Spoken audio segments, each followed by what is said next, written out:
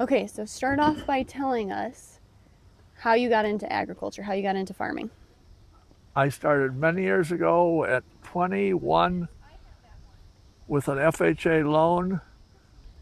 I had, what, 200 acres, 40 cows, and I think the total I had borrowed for the whole operation was $17,000 through FHA. What compelled you to get into farming? You just thought this would I, be a good I just idea? thought, no, I just always liked to farm, and it was kind of in my blood from the family, I guess. Yeah. So you had grain and cows? I had grain and cows, and then later on we also had feeder cattle and feeder pigs at the same time, believe it or not. Oh my gosh. Okay, so how many years later you're still farming? Well, I went through the 80s, and during the 80s and 83, it was either get bigger or get a job.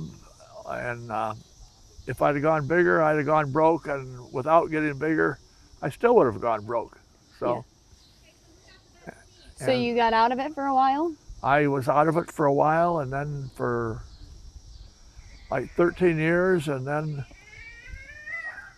I inherited half a farm and bought the other half out. And after a few years, after many years, and it's turned out well. Yeah. Grain or livestock? Which do you prefer? I love the cows, but when I was done milking cows after 20 years, I had exactly the money I started with, none. So, Okay. but it's a great life and a great way to raise kids. Yeah. So, Okay, so our theme for this school year in our FFA chapter is evolving ag, right? So we're looking at how agriculture has evolved. So from when you started all those years ago to now, how would you say that agriculture has changed, better or worse? oh, amazingly better. Everything is better. The technology, everything. We could never even dreamed of the things that are like now. I mean, the technology is awesome. Yeah. So when you started, walk me through what you would like. Let's say you went out to plant a field. What'd that look like? Well, years ago, I started with a 4 row planter, and then we had a 6 row, and a few people had 12 rows. Oh my gosh, that was a big planter. And now, I have a neighbor that had a 48 row planter. So I would just, it's just the way it's evolved. Simply because there's not the help, there's not the people to do these things anymore. You have to have technology. Yeah. Um, we, like I said, we never dreamed of the stuff that is possible right now. Yeah. Do you have an air conditioned cab all those years ago? That's why I have hearing aids now, because we were not smart enough to know that your hearing went when you had a blower on the tractor and no cab, no ear protection. It was not good. Yeah. So today things are a little more efficient. Oh my I gosh. guess time wise, how long did it used to take you to plant versus now? I can remember when we planted 30 or 40 or 50 acres in a day, and now my gosh, they go out and it's nothing to plant 800 or 1,000 acres a day.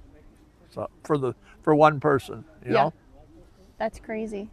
So, you know, technology has advanced so much from when you started to now. What do you think it's going to look like in the next 10, 15, 20 years? I would not even hesitate. I would not even guess. Yeah. Any humans left to worry about. Yeah, that's right. Yeah, I'm not going to be around in 10 or 15, but it's much, much better, and I guess it's all for the good. Do you think we're going to see more autonomous Oh, work in this area? I don't know that I want to see it, but I think we're going to. That's the way to go. People aren't going to be able to come up with skilled labor. You just can't put anybody out on $1 million rig and have them work it. Yeah. Well, you can, but you'd be scared to see what happens when it's done. So So do you, I mean, a let's say that there is more autonomous work, tractors, whatever it may be. What's the farmer do? What's the farmer do? He pays for the technology. I guess that's right. That's right. Right. All right. Anything else? No, it's farming is it's just a big industry. I mean, they say, well, how do people get into it? Unless you have a family, unless you have the farm, there's no way. Yeah. I don't know if that's good or bad. So if you had to do it all over again, if you had to restart, I'd probably do the same thing and probably make half the mistakes.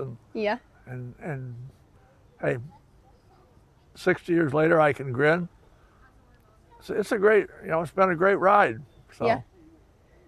It's a way of life, right? it's a great way of life. Yep. Yeah. And you can look at part of the family I'm interviewing right now. Here's one of them. Yeah. Right? You're the reason that I wanted to why I wanted to go into ag and natural resources over here too. I don't know about that, but I'm glad that you're in it, and I'm glad you're enjoying it. Yeah. Any other advice, takeaways, anything like that? What would you say to the future generations, people coming into farming? What advice would you give to them? Oh, I'm too old to give them advice. They're going to have to figure out for themselves. You're the perfect age to give advice. Pardon? I said you're the perfect age to give advice. No, I'm not. No pointers that you would give them, nothing that you would tell them to... No, probably be honest with your banker and be honest with everybody, and nothing else matters. Okay. All right. That's it.